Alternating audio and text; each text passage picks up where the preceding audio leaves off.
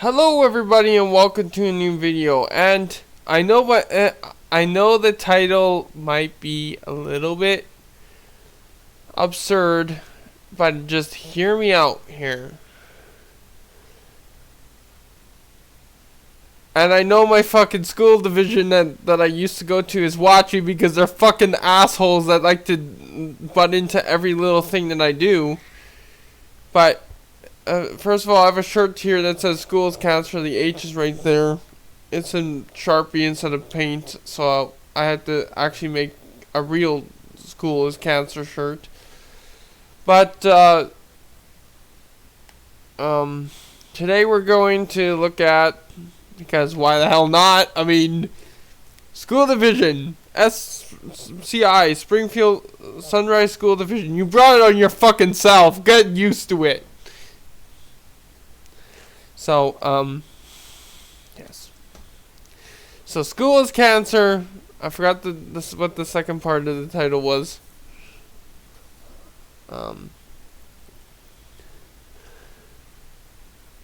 Which I will do that from time to time.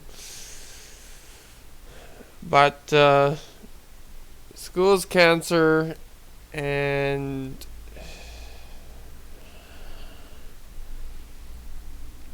today we're gonna look at like why school is useless. Here is a really good a childhood hero of mine, still is a hero. So today we're looking at like why things that school doesn't want you to know that could be illegal. So childhood hero of mine, Elon Musk.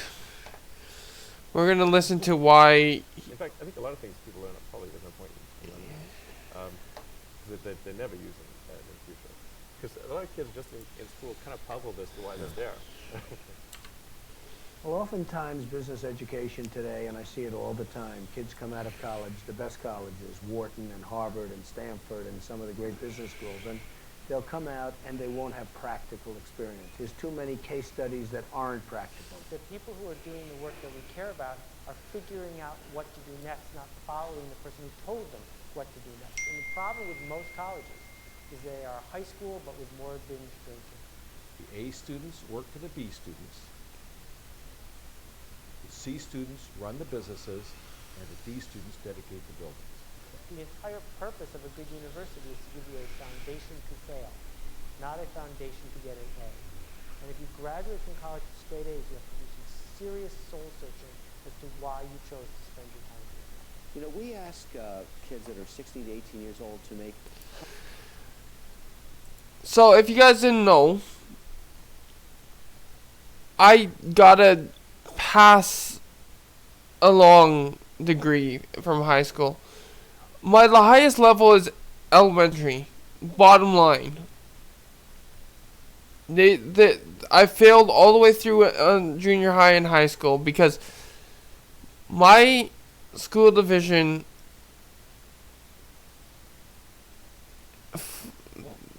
screwed me over big time, and I remembered the second part of my title.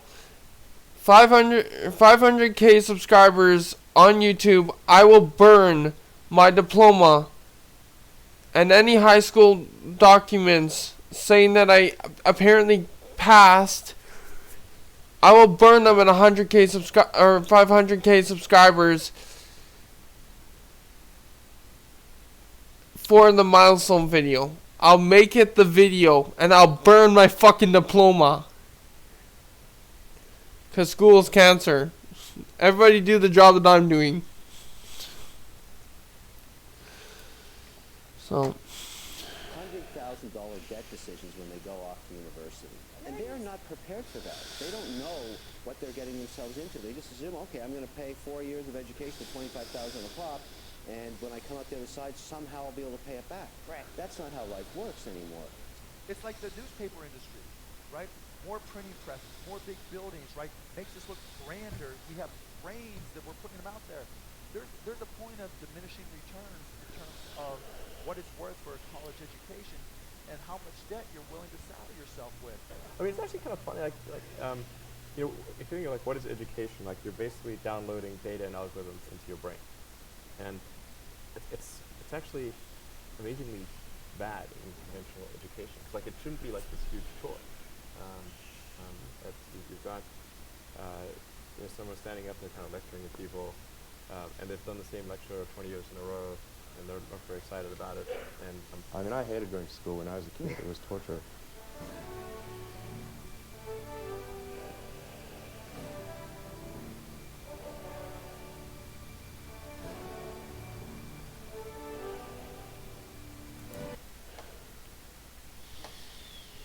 Next one is a TED Talk.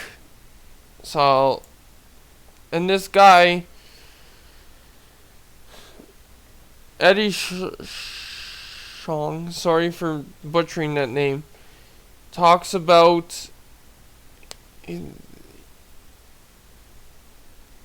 his whole experience too here.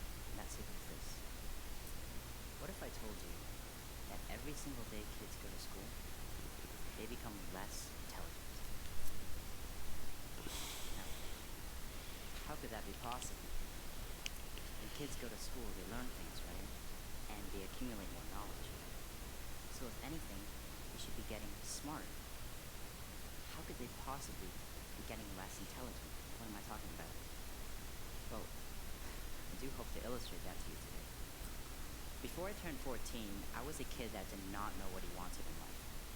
So usually when you go up to a 5 or a 6-year-old and you ask him, what do you want to be when you grow up?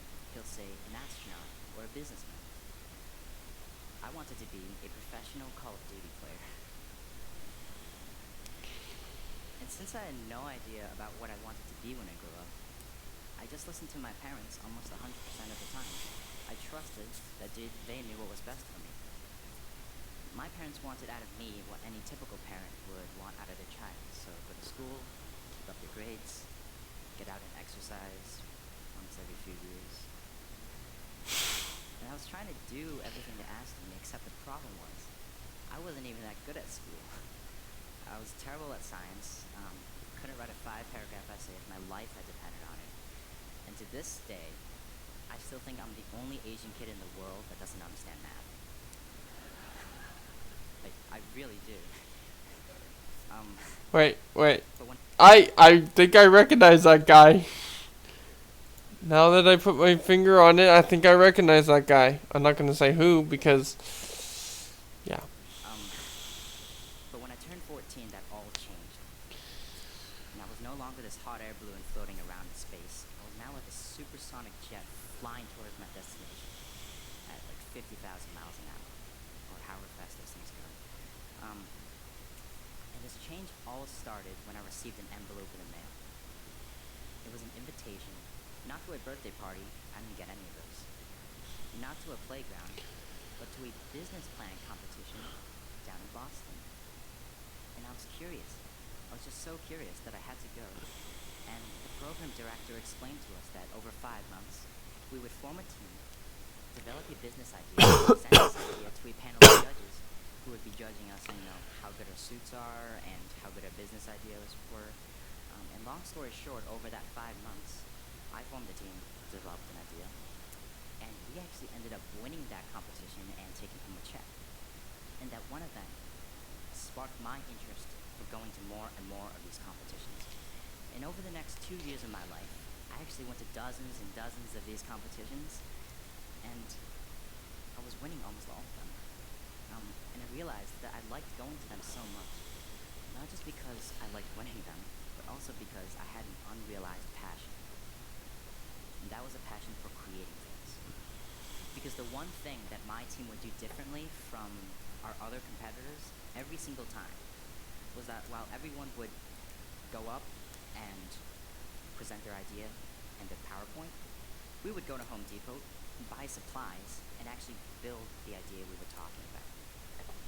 And the judges were just so blown away by the fact that a bunch of teenagers could go and create things, could make prototypes and minimally viable products.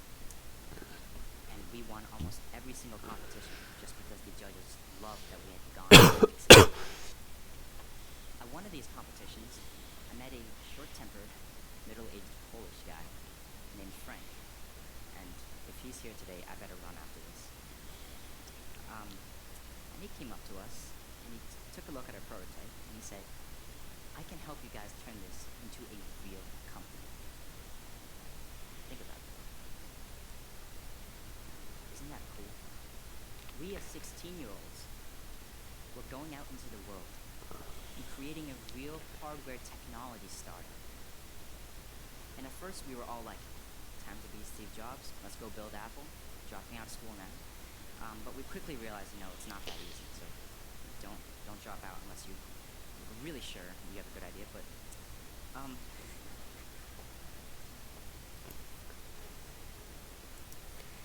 That was sarcasm. That was a joke. But if you have a really good idea, yes, please do. And if you can do something like I do, like make videos for a living, act, do all this fun stuff, then please don't put yourself through what I had to put myself through. Literally, what ended up happening to me was dreadful. Like, I just found out today, I don't have some of the things that the doctors diagnosed me with back when I was 3. Now I'm not able to get a job. So, and there's an a-hole that's texting me constantly that I know personally that is telling me that I can get a job without like a real high school diploma. It's just a pass-along diploma, like the pass-through diploma. So that's why I say I'm gonna burn it at 500K subscribers. I'm gonna burn all those public records that are in my possession. I can't do anything about what the school has, the school divisions have, or the government has. Realistically, I did not pass high school. It's just a pass-along diploma. They didn't want to deal with me anymore because they're fucking twats that don't know how to teach kids. And this is why I have friends like that say the same thing. Down in the States, they have the same problems. They all over Canada, my friends all over Canada, they have the same problems. Europe is the only good place for schooling, apparently. So we realized that the first part to building a great company is to assemble a great team. Okay, jibber jabber on and on about what he actually did. But we like I say, I have an elementary school education. That's it. That's all. You can't tell me, you can't ask me to do math or anything because I don't even remember my pluses, times tables, my minus times tables, because I never got to actually practice those things constantly. I don't remember my times tables very well. I don't remember anything from elementary school because you had 6 years back then. Elementary school ended at 6th grade when I was younger. Now it ends at 5 and But so the 8 years after, or 6 years after elementary school was nothing. It's like Thanos with the flick of the fingers. Like, it's non-existent, and there's nothing. And this asshole here on my phone that's texting me constantly, or anyone can do basically to get those years back for me. And I'm not going to go through schooling again, because I already wasted 6 beautiful years of my life. Not so much, but that because they caused it. So there is going to be hopefully a lot of changes to government and education systems in the next decade, I hope, because I want there to be, because no child should deal with the shit I had to deal with. I beat up staff members. I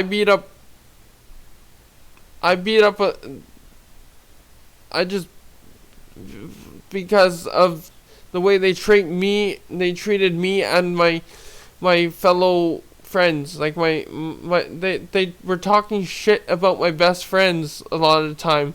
I knocked their ass right out right then and there, you know. So, yeah. But I think I'm gonna let this episode go, or I'm gonna leave this episode here. But thank you guys so much for watching this episode, and we'll see you guys in the next one. Bye bye.